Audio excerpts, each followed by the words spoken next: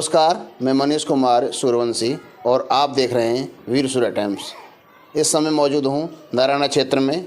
मेरे साथ मौजूद हैं भाजपा महिला मोर्चा की प्रवक्ता ममता कोचर जी। ममता कोचर जी को राम मंदिर को लेकर क्या कहना है, देखिए इस रिपोर्ट में। सभी देशवासियों को राम वर्ष की हार्दिक शुभकामनाएं। मेरा नाम ममता कोचर है। मैं दिल्ली भाजपा महिला मोर्चा की प्रवक्ता हूँ। सूर्य उदय हो रहा है हमारे धर्म का विश्व में। मैं कुछ पंक्तियां अर्पित करना चाहती हूँ। सत्य के प्रचार को, धर्म के प्रचार को, अधर्म के विनाश को, असत्य के विनाश को, राघव की सेना चली, मेरे राघव की सेना चली, हर हर महादेव। ऐसा है कि हमारे लोगों ने इतना संघर्ष किया है धर्म को स्थापित करने के लिए, सत्य को स्थापित करने के लिए, और मुझे ये लग रहा है कि अब वो समय आ गया है जब पूरे विश्व में धर्म और सत्य की विजय हो रही है और भारत में धर्म की स्थापना कर रहे हैं मोदी जी। तो जो एक सपना था, हम बचपन से पढ़ते थे कि विश्व गुरु भारत था और वो स्वर्णिम काल था, सोने की चिड़िया कहते थे भारत को। अब वो समय आ गया है कि जब भारत फिर से उस स्वर्णिम काल में प्रवेश कर रहा है। हिंदुत्व का आत्मसम्मान, स्वाभिमान, चेतना का उदय हो रहा है और फिर से हम विश्व गुरु बनने जा रहे हैं, सोने की चिड़िया कहलाएंगे दोबारा से। पूरे विश्व में हिंदू का गौरव बढ़ने जा रहा है और एक नए युग का आरंभ हो रहा है मेरे हिसाब से, और सभ्यता, एक नई सभ्यता उभर रही है। हिंदुओं का गौरव बढ़ रहा है, हिंदुओं का स्वाभिमान बढ़ रहा है और हिंदू जागृत हो रहे हैं, उनकी चेतना बढ़ रही है। तो मुझे लगता है कि हर भारतवासी को, वो विश्व के किसी भी कोने में हो, खुले दिलों से इसका स्वागत करना चाहिए। और जो लोगों ने आंदोलन किया है इतने बड़े कार्य को यहाँ तक पहुँचाने का, उन सबको आशीष देने चाहिए, उन पर फूलों की वर्षा करनी चाहिए। जो विपक्षी पार्टियाँ हैं उन्होंने कभी भी हिंदू को न्याय दिया ही नहीं है। उन्होंने हमेशा कोशिश की है कि हिंदुओं के आस्था को, धर्म को कुचला जाए। हमेशा सबने काम किया मुस्लिम तुष्टीकरण का।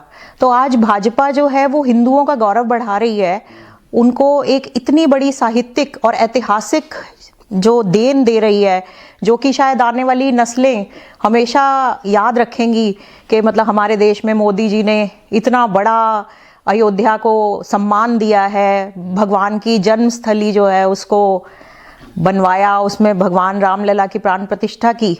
तो ये चीज़ उनसे कैसे डाइजेस्ट होगी? वो तो कुछ भी बोलेंगे। नहीं, देखिए, राम मंदिर में 500 साल का संघर्ष था और आप ये देखिए 90 के दशक से इसको जो अडवाणी जी ने इसको आगे लेके गए, उन्होंने रथ यात्रा शुरू की।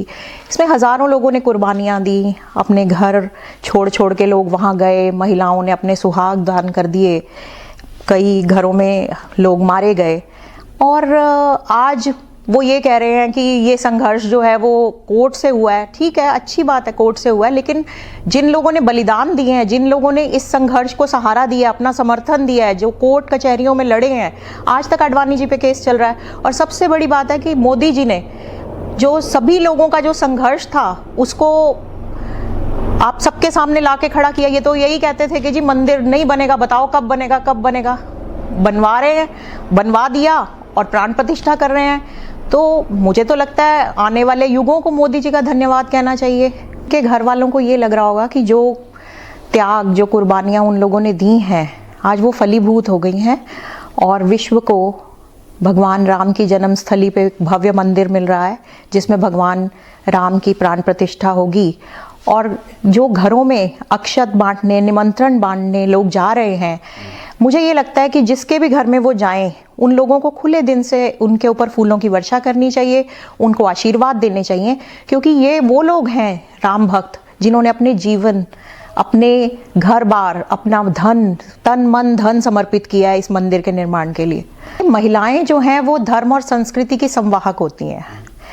तो मंदिर में दर्शन करने अपने बच्चों को भेजेंगी महिलाएं भी, उनके त्याग कम नहीं है महिलाओं के।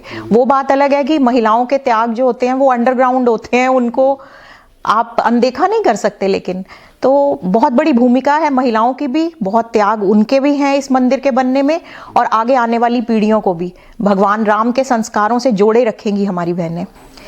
ऐसा है जी, आरोप ही आरोप हैं मंदिर के निर्माण पर, आरोप ही आरोप हैं। तो इसलिए मैं उन आरोपों को कोई महत्व नहीं देती। इतना बड़ा ऐतिहासिक काम हो रहा है, अब मैं नेगेटिव चीज़ को ज़्यादा तवज्जो नहीं देना।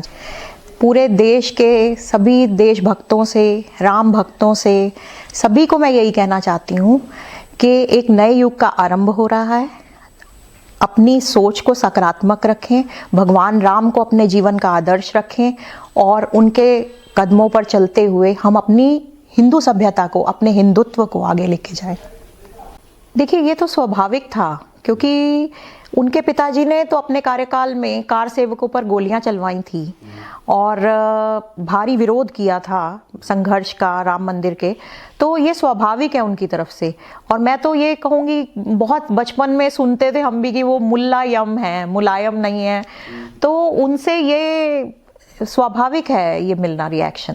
22 जनवरी को देखिए, मेरा ये संदेश रहेगा कि हर देशवासी, वो चाहे विश्व के किसी भी कोने में रहता हो, वो दिवाली मनाए, भगवान राम का स्वागत करे, अपने घरों में दिए जलाएं, रोशनी करें, जैसा भी उनको उत्साह और उल्लास से इस दिन को मनाना है मनाएं।